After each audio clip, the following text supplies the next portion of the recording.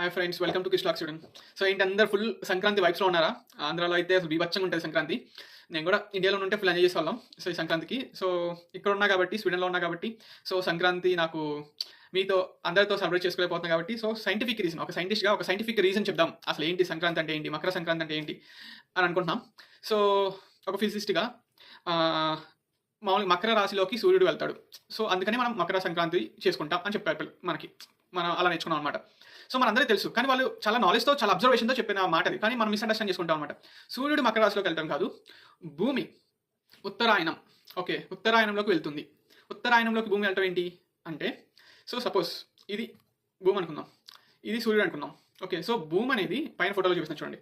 భూమి అనేది ఇప్పుడు కూడా ఇలా స్ట్రైట్గా తిరగదు, సూర్యుడు చుట్టూరు ఇలా ఇలా వంగి తిరుగుతుంది. ఇట్లా ఒక 23 degrees యాంగిల్ వంగి తిరుగుతుంది.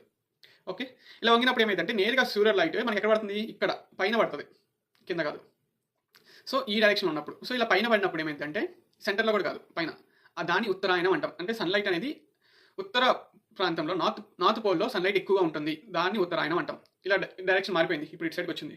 ఇప్పుడు చూడండి, ఇక్కడ ఇప్పుడు ఎక్కడ పడుతుంది, సౌత్ పోల్లో పడుతుంది, అవునా?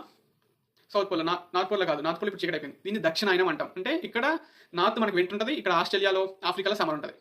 ఓకే, అదే ఈ డైరెక్షన్ ఉన్నప్పుడేమో మనకి ఇక్కడ సమ్మర్ ఉంటుంది, ఆస్ట్రేలియా వాళ్ళకి, సౌత్లో ఉన్న వాళ్ళకి వింటర్ ఉంటుంది.